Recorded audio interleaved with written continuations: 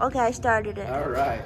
Make sure your fingers don't cover the volume too. So Oh. this is going to be my first Wisdom from the Woods talks, and trees truly are my teachers, and I have learned so much from trees. And I think one of the things I love most about trees is I believe they are one of the least fallen things in creation. And what I mean by that is most trees are doing today what God designed them to do in the beginning, and they're doing it faithfully. Look at humanity, what God designed us to do and how we're acting out today. I mean, the contrast is profound. But like I mentioned earlier, I do believe there are evil trees, bad trees. And the way I would define that is trees that are not doing what they were designed to do. They're going contrary to their purpose. And so this talk today is going to be about some of my tree friends and some of the things I've learned from them in the woods.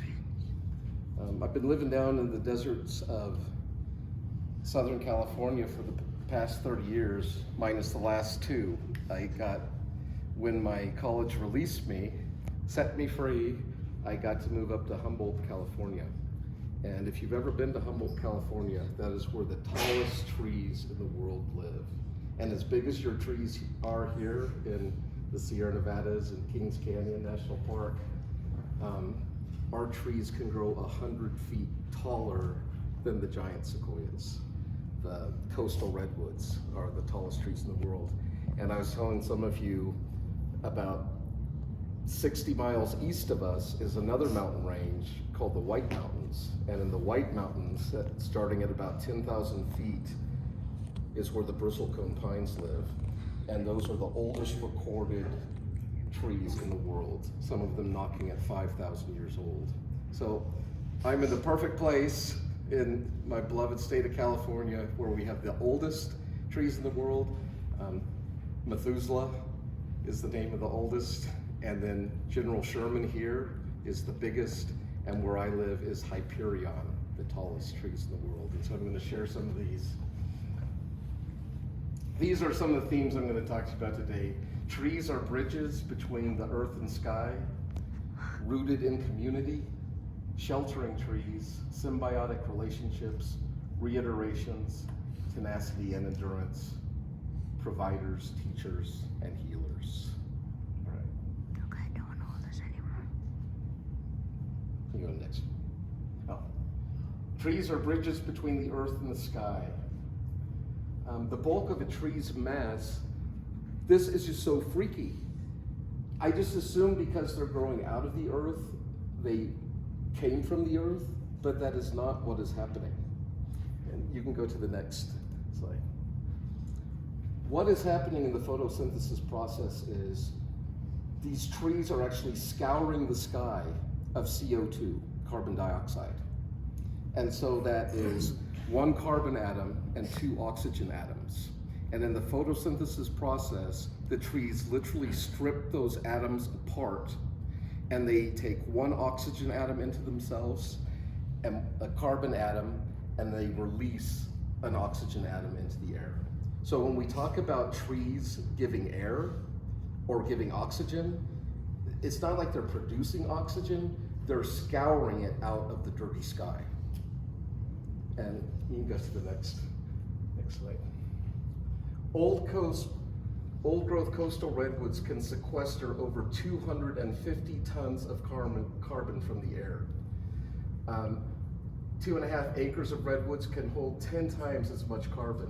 Our coastal redwood forests of Northern California have the most biomass of anywhere in the world. And what that means is organic matter, living and dead, even greater than the Amazon rainforest. But imagine when you have trees over 300 feet tall, that is a lot of carbon being stored. And then the next slide. I hate forest fires, but I look at them completely different now from what I learned from Richard Feynman. He's the one that taught me about trees scouring the air. But then he explained fire to me. And so these trees are full of carbon and oxygen. And the oxygen in the atoms in the air, when they hit it, they bounce off. But when enough friction forms, like through heat, you know how you have to have oxygen to have fire? It sucks in those oxygen atoms and they recombine with the carbon and oxygen atoms in the wood, which makes it CO2 again, and it is re-released back into the sky from which it came in the form of smoke. How crazy is that? It's like this cycle of return. The trees coming from the sky, and then when they burn, they return to the sky. The trees that don't burn and go back into the earth, or go into the earth, that's sequestering that dirty carbon in the air and locking it into the ground. Fascinating. All right. The next one. And so, my favorite part of this process is, though, we have a symbiotic relationship with trees. And so when I'm hiking through the woods, I am breathing out this dirty air. The carbon dioxide is coming out of me, and the trees are taking that and purifying it and releasing oxygen. And so I'm breathing in what the trees give out, and the trees are breathing in what I give out. And it's just like a love fest when I'm just walking through the woods like, and we both grow. My beard grows, and the trees grow. Okay. The next theme I want to talk about is rooted in community. And I kind of see myself, well, you see my moniker, Darkwater Hermit. I kind of see myself as a radical individual, kind of loner. I'm perfectly content being by myself. But one of the lessons I've been learning from the redwood trees is if you grow alone, you will probably die alone, and more easily than if you're rooted in community. And if you look at this tree was probably logged 135 years ago. And I'm gonna pivot onto that real quick because this is such a great picture to talk about the superpower of, these are called Sequoia sempervirens. Does anyone know what sempervirens means? Semper Fi is the motto of the Marines. What's that mean? Always faithful. So what do you think sempervirens means? Virens. Always together. Always living. Never say die. I personally think these should have been called the Hydra trees, like the creature in Greek mythology. Like if you cut off one head, it grows multiple new heads. And that's exactly what has happened here. That central stump was cut down about 135 years ago. And the way I know that is, you can see up on the stump, there's these little notches.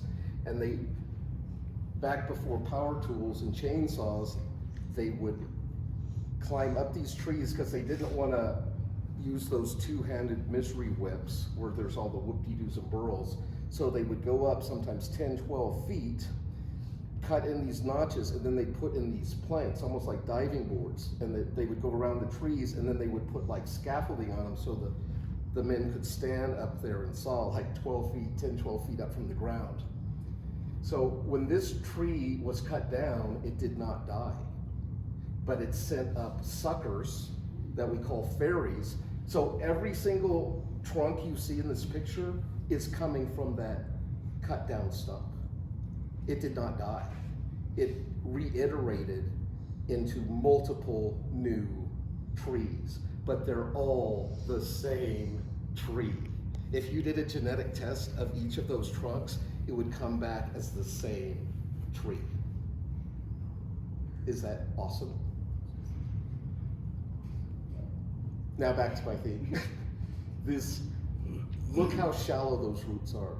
These trees going over 300 feet tall, and it's the same with your giant sequoias here, their roots are only 8 to 12 feet deep.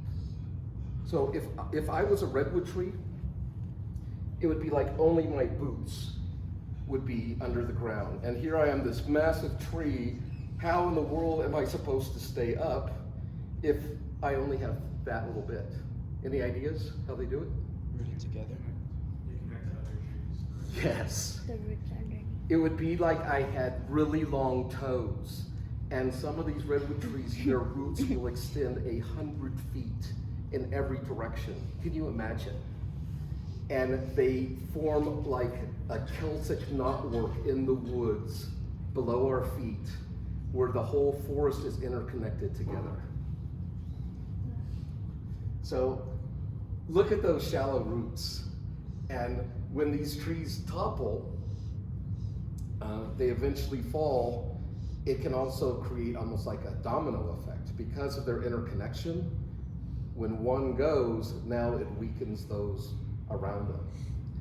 You can go to the next. This is a close-up of that root ball I just showed. And this feature is called inosculation. And so not only do those roots go under the ground and weave together, but they also fuse together. You see how those roots have actually come? And it's not just the same tree, they will fuse together with their neighbors. And so they are actually connected underground with all their neighboring trees and their neighboring redwood trees. Redwoods are very communal trees.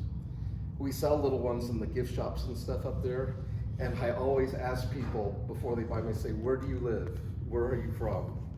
Because redwoods, they need fog and a lot of moisture and room, and they grow really fast. Well, you can see that last picture I showed you where that tree had been cut 135 years ago. You saw how big those trees were already. They were already over 100 feet tall. And so it's not something you want to necessarily plant next to your house or your backyard. And I also tell them, you better not just buy one. You need to buy like a grove because they need each other to connect together.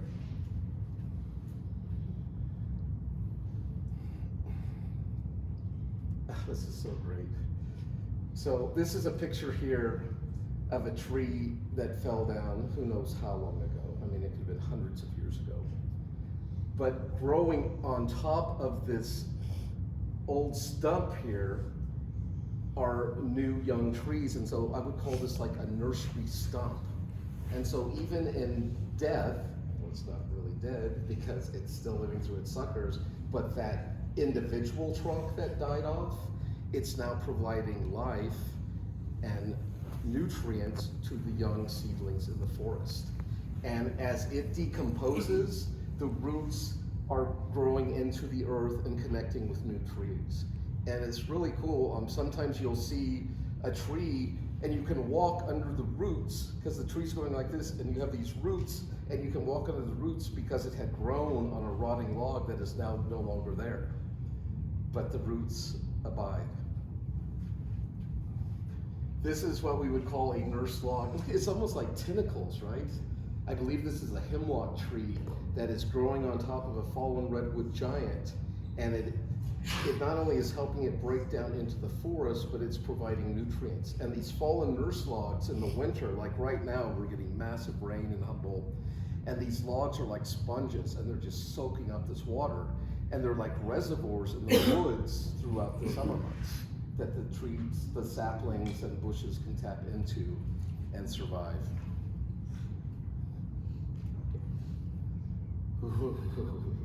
Sheltering trees. Thankful for the sheltering trees as the winter storms hit our way. Be a sheltering tree, but be aware the process is long and painful. For to become a sheltering tree, one must first have a chink in their armor, a wound that won't quite heal, a loss that cannot be regained, or a trial so fierce and flame so hot that even their thick shell can't protect the dead core that is within.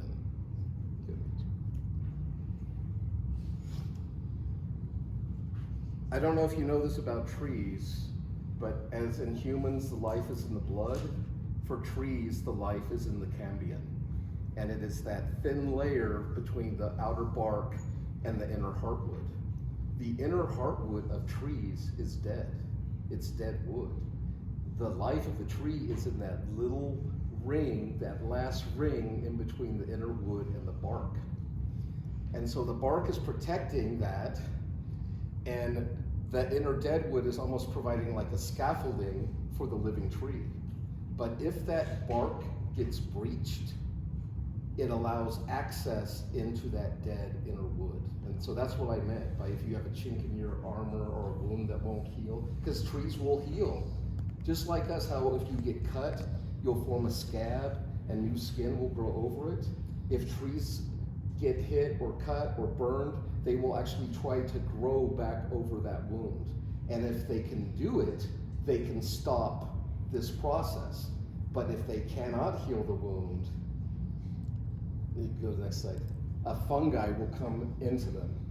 Oh, look at that tree. That's called a chimney tree, where it has been completely burned out all the way from the inside. That tree is still alive. It is alive because its outer bark. You see how this bark is still growing and coming around the burn and trying to heal and seal off?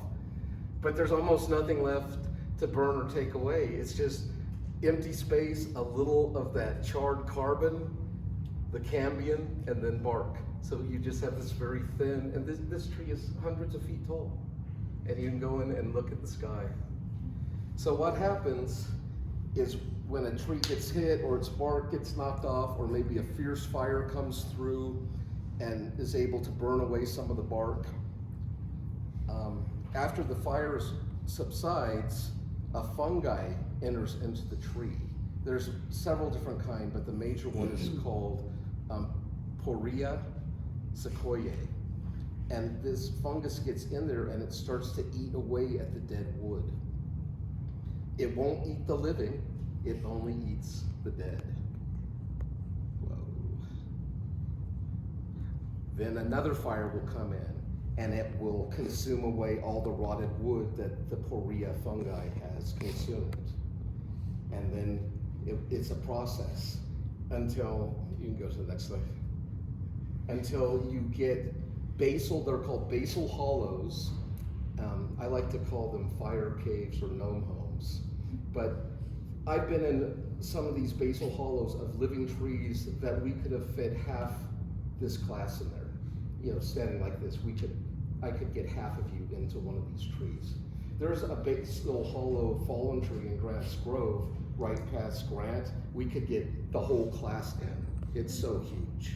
It's so cool because it's fallen on a slope like this, and you can climb through the tree, and it's so big, it's like I could be like the Vitruvian Man and put my feet and hands like this and span that hole. It's by the time you get to the top of the tree. Okay, we'll go to the next one. Would you look at that? This tree has like a bay window inside, and another opening, and it's just, these trees provide shelter. By day, the bats live in there, and then at dusk, when they go out to feed, the swifts, which are like swallows, come in and take their place. It's almost like a timeshare between the bats and the swifts, the day creatures and the night creatures. And they pass and give their greetings on their way in and out. And also it provides home for all sorts of critters, even bears. We had a webcam set up on our trail at Grizzly Creek where I worked.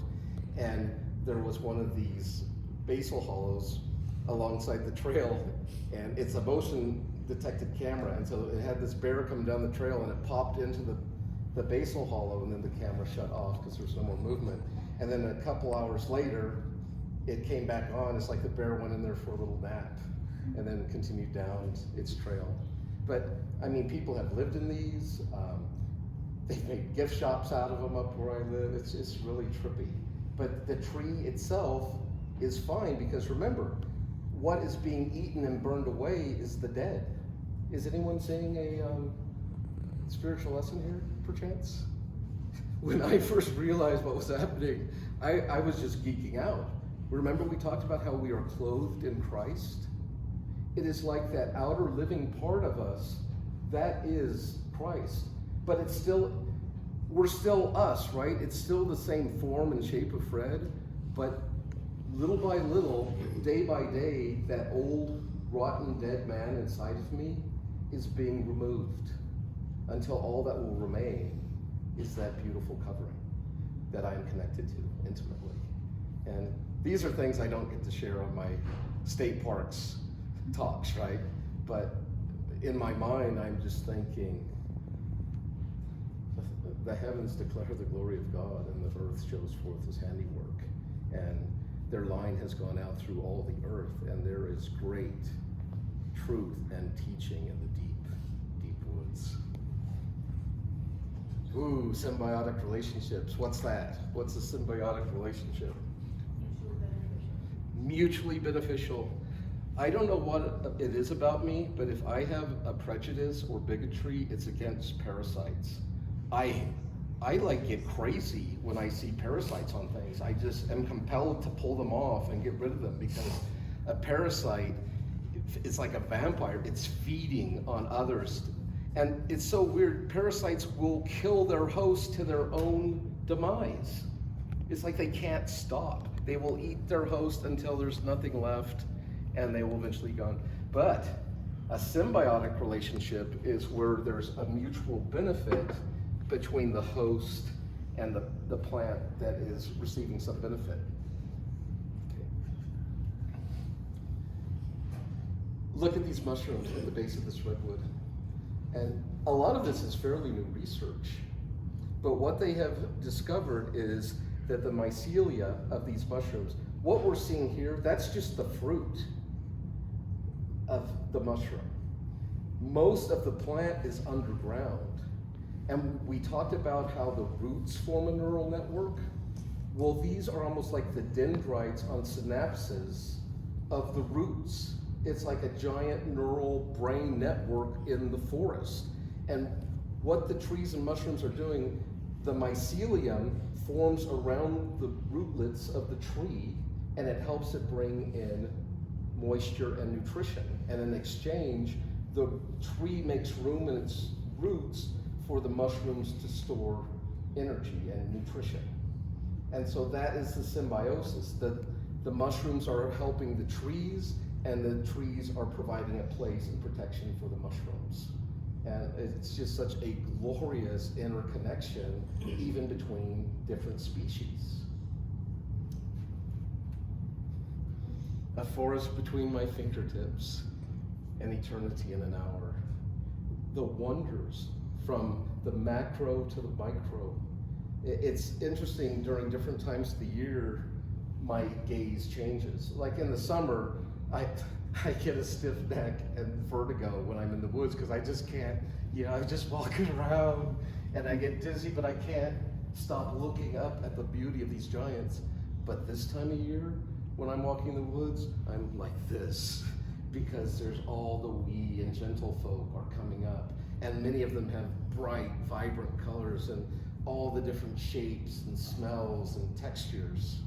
And it is just, and when I found my first, I believe these are called fir cone mushrooms, but that's actually a spruce cone. So maybe there's a spruce cone mushroom, I don't know. I'm pretty new at learning about mushrooms, but it's so exciting. And it's like Horton Hears a Who, for heaven's sakes. And this one I'm just learning, reiterations. And a reiteration happens with these coastal redwoods. Other trees can do it too, but the examples I've seen of these trees is unbelievable. Do you see those two little trees coming off that branch? So basically what this tree has done, for whatever reason, the main branches are not bringing in enough light.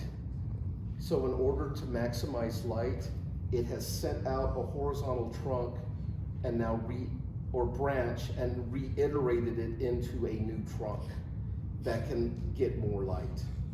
And so you'll often see trees doing this over roadways or over creeks or rivers where there's a gap in the canopy. So they're trying to maximize the light. And my takeaway when I began to understand this phenomena and why trees were doing it, I was like, oh my God, thank you. And let me make it personal for you. For me, those big main branches, that was like my 30-year teaching career as a professor. I was strong, I was solid, I was gathering lots of light, giving a lot to those under my shade and under my care. But that was blocked 2 years ago. And that there was no way for that to grow anymore. I had no more opportunity in that pathway. And instead of just saying, okay, I'm just gonna wither and die now, there's no more growth, there's no more anything, I too, like these trees, I'm learning to reiterate. And I'm sending out new branches, and I'm trying new endeavors, whether that's being an artist, whether that's being a writer, whether that's becoming a photographer, whatever those are, and I'm trying to find new avenues for light and life and growth. And so I hope this helps you. When you get blocked or broken, this will happen too. If a tree breaks off, it won't just be like, oh, I've lost my top. No, it will make multiple new tops. In fact, losing your single top could actually be to your benefit, because instead of having a crown like this, you could now have a crown like this. And in these crowns become whole new ecosystems for life and growth and opportunity. Okay. And if you just want to indulge me for a minute, I just want to show you some of I have so many great pictures of trees, but I just wanted to show you a few. This is another example of a reiterating tree. This tree is over 300 feet tall. But would you look at the basal hollows? That tree I'm peeking out of there, we could get 15 people inside. That tree, I call it the mother of the forest, and she's my sheltering tree. And so when I'm hiking in the rain and storms and I just need a little break from the downpour, it's weird hiking in the deep woods in the rain, because you don't get rained on, because the canopy is catching all the water. What is hitting you is the collected drops that are coming off the tree. So it's not little raindrop, it's like these big, like boom, boom, boom, coming down. And sometimes you just I need to tap out for a few minutes to catch my breath. And I have spent much time in that great mother. And it's one I like to take people to go visit.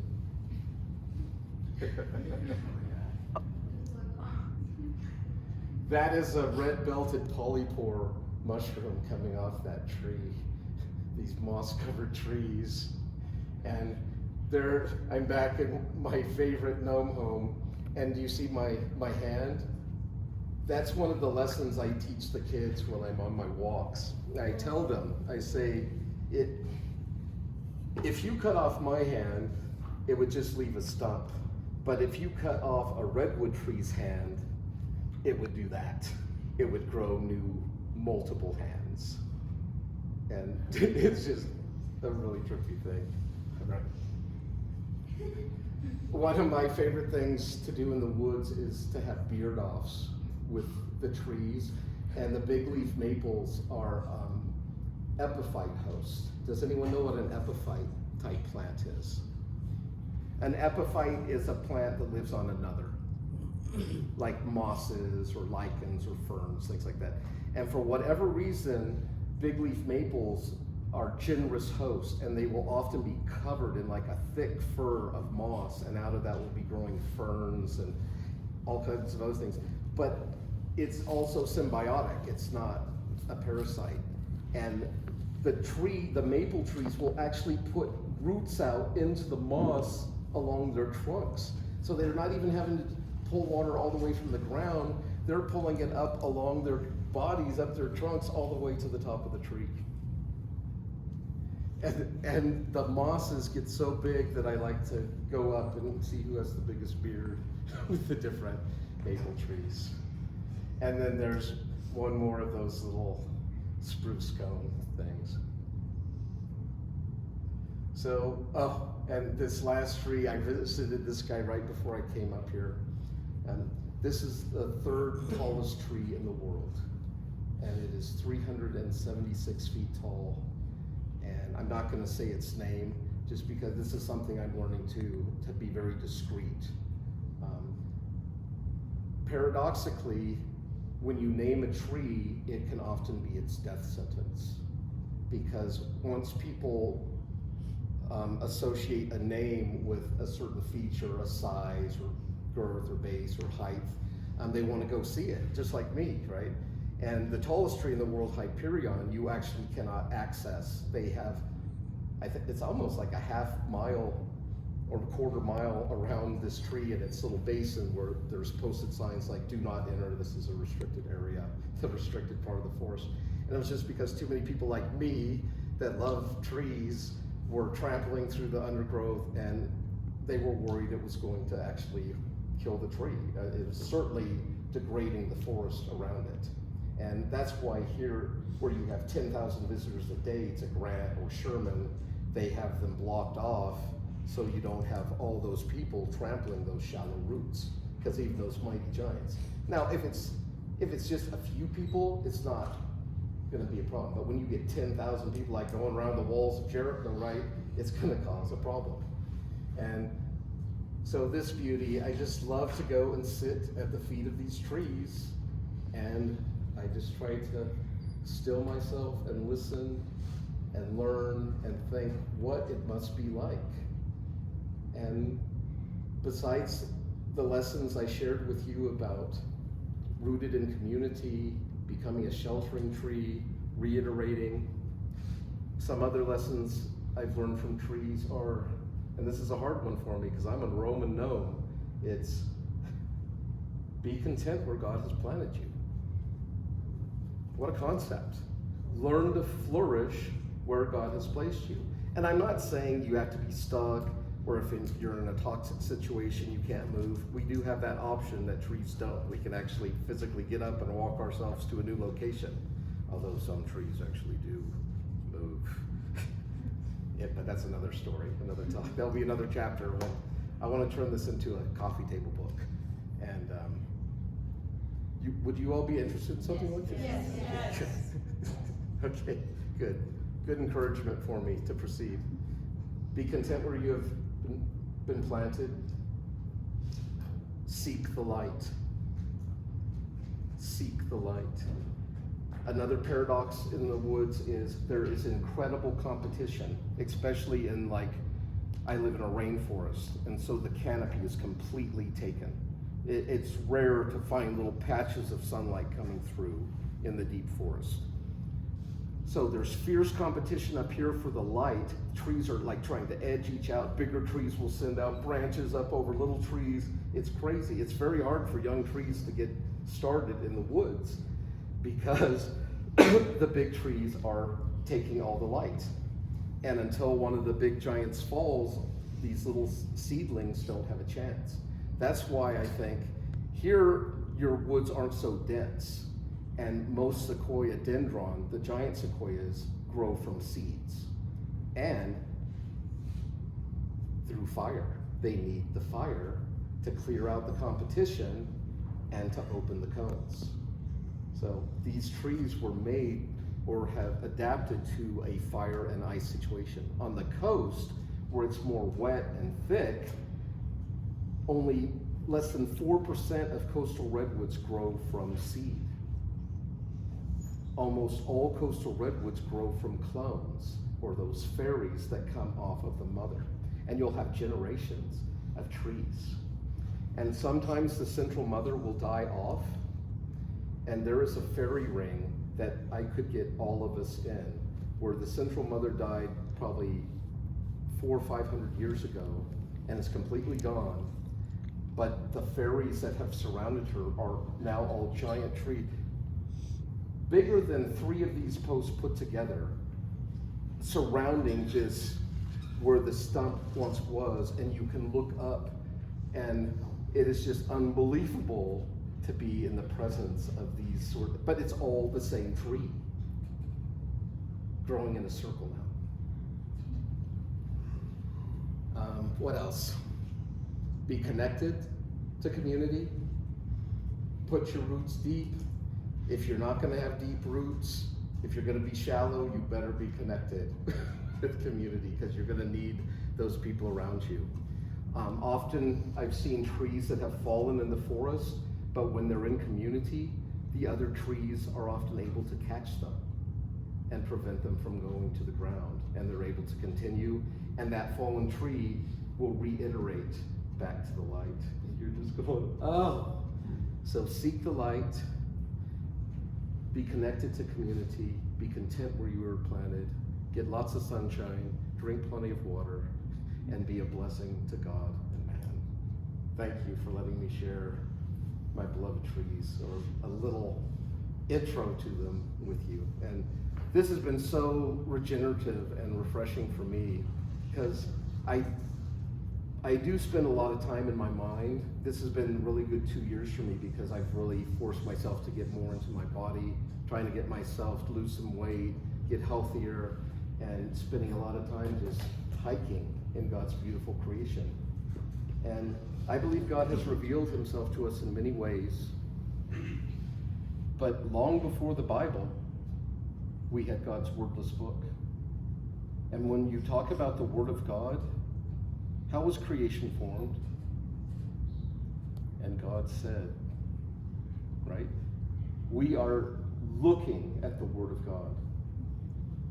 And for those who have eyes to see and ears to hear, I think it has much to teach you. I love the scriptures, but oh, how I love God's wordless book. And the greatest revelation for me of all is his own incarnation into the world, where he came and walked amongst his own creation, yet his own creation rejected him. Can you imagine what that must have felt like? It would be like if you were an artist or a painter and you painted this beautiful world or landscape, and then you entered into your painting and your painting rejected you. But it need not be so, because not only did Jesus incarnate into the world, but when he returned to the Father, he sent his Spirit, that each and every one of you can be with Christ, he in you and you in him, wherever you go, 24/7, 365. He will never fail you or forsake you. And that honey, was that called honey? I wanted to say honey pot, but that's the poop trucks, right? Honey from the Rock song. That was beautiful, about God being our provision. Manna, provision in the wilderness. And so God bless you and keep you, and may his light shine upon you. Thank you.